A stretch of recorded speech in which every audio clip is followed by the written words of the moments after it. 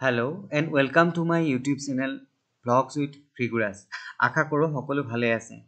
আগন্তুক অসম চৰকাৰৰ দ্বাৰা অনুষ্ঠিত হ'বলগীয়া প্ৰতিযোগিতামূলক পৰীক্ষা তথা অন্যান্য চৰকাৰী চাকৰি পৰীক্ষাৰ লগতে 29 ডিচেম্বৰত হ'বলগীয়া গ্ৰেজুৱেট টিচাৰ আৰু পোষ্ট গ্ৰেজুৱেট টিচাৰ টেটকাম ৰিক্ৰুইটমেণ্ট এক্সামৰ আপোনালোকৰ সুবিধা হোৱাকৈ নিউ এডুকেশ্যন পলিচি বা নেশ্যনেল এডুকেশ্যন পলিচি 2020ৰ ওপৰত কেইটামান গুৰুত্বপূৰ্ণ প্ৰশ্ন উত্তৰ লৈ আহিছোঁ।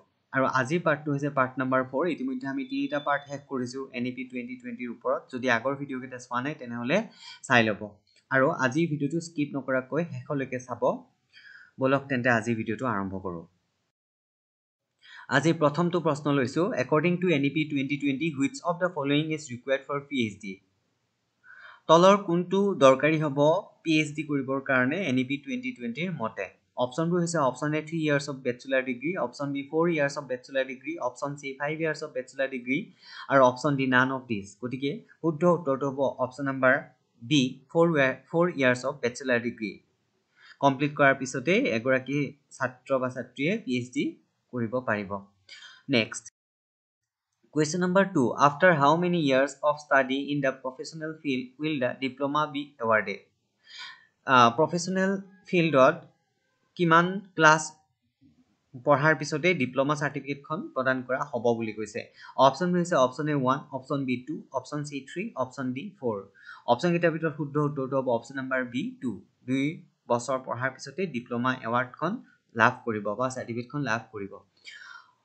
পৰৱৰ্তী প্ৰশ্ন question number 3, for whom the national assessment center will be made? national assessment center টো কাৰ বাবে বনোৱা হৈছে? অপশ্যনবোৰ হৈছে option A for teacher, option B for children, option C for parents, option D all of the above. অপশ্যনকেইটাৰ ভিতৰত শুদ্ধ উত্তৰটো হ'ব option number B for children. Next question number 4, which is the present minister of ministry of education? Ministry of এডুকেশ্যনৰ বৰ্তমানৰ মন্ত্ৰীগৰাকীৰ নাম সুধিছে। অপশ্যনবোৰ হৈছে option A Dharmendra Pradhan, option B Ramesh Pokhriyal, option C Nirmala Sitharaman, option D Prakash Javadekar. অপশ্যনকেইটাৰ ভিতৰত শুদ্ধ উত্তৰটো হ'ব অপশ্যন নম্বৰ এ ধৰ্মেন্দ্ৰ প্ৰধান। এওঁ ইউনিয়ন মিনিষ্টাৰ হয় এডুকেশ্যনৰ। আৰু আপোনালোকে অসমৰটো নিশ্চয় জানে, আমাৰ শ্ৰদ্ধা ডক্টৰ ৰণোজ পেগুদেৱ। সেইখিনিও মনত ৰাখিব, কাৰণ এডুকেশ্যনৰ লগত জড়িত যিকোনো কুৱেশ্যন হয়তো পৰীক্ষাত সুধি দিব পাৰে। কেৱল এডুকেশ্যনৰে নহয়, বাকীখিনিও আমি জানিব লাগিব, ভালকৈ মনত ৰাখিব। নেক্সট এইখিনিতে আৰু এটা ইনফৰ্মেশ্যন দি দিছোঁ যে মিনিষ্ট্ৰী অফ এডুকেশ্যনৰ ছেক্ৰেটেৰীগৰাকী হৈছে শ্ৰী সঞ্জয় কুমাৰ। মিনিষ্টাৰ হৈছে ধৰ্মেন্দ্ৰ প্ৰধান আৰু ছেক্ৰেটেৰী হৈছে Shri Sanjay Kumar. Question number 5, what is the current enrolment ratio' in higher education? Higher এডুকেশ্যনৰ বৰ্তমানৰ যিটো এনৰোলমেণ্ট ৰেচিঅ' এইটো কিমান হয়? অপশ্যনবোৰ হৈছে option A 25%, option B 26%, option C 25.3% আৰু অপশ্যন ডি 26.3%। ইয়াৰ শুদ্ধ উত্তৰটো হ'ব 26.3%।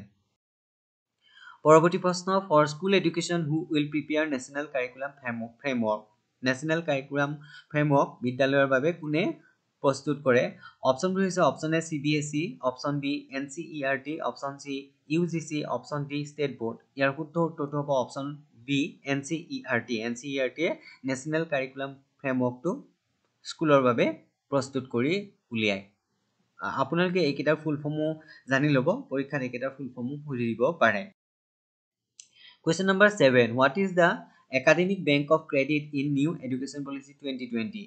New Education Policy 2020 মতে একাডেমিক বেংক অফ ক্ৰেডিট মানে কি? অপশ্যনবোৰ হৈছে option A teacher training programme, option B teacher education programme, option C credit score for school education, option D digital score for higher education.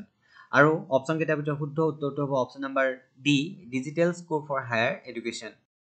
Question number 8, from which level the foreign language teaching will start in NEP 2020?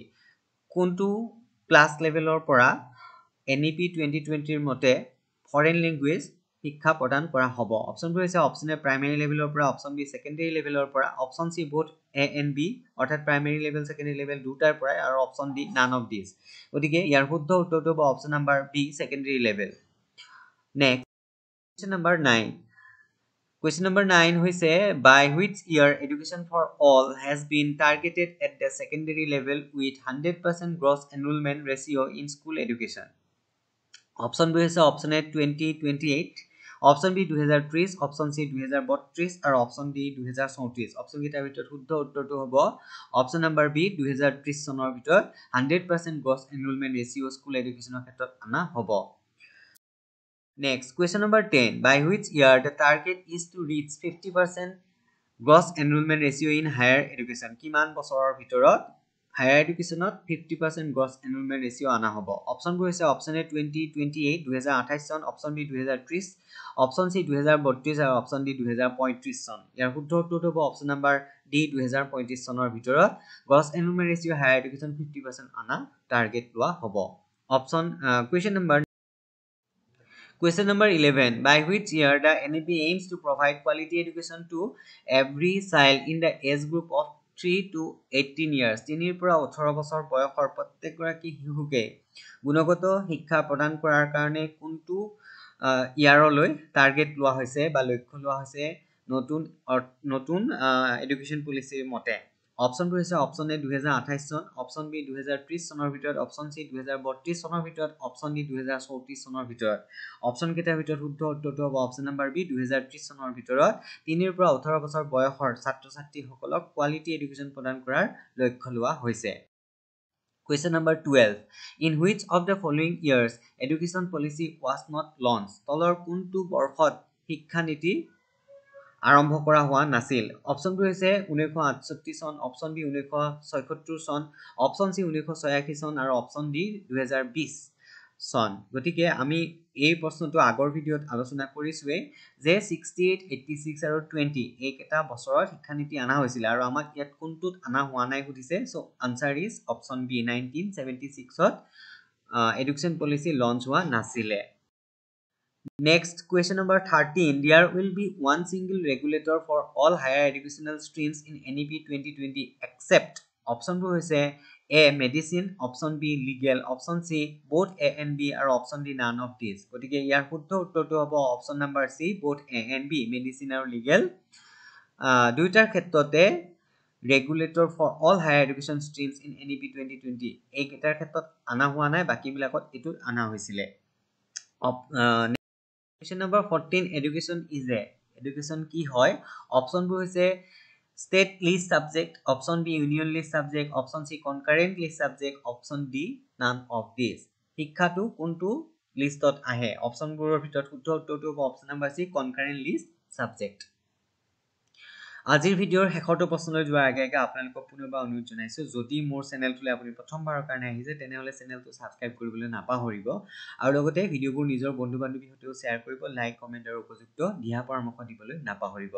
আজিৰ শেষৰটো Question number 15. What was the previous pattern of school education replaced by 5+3+3+4 structure?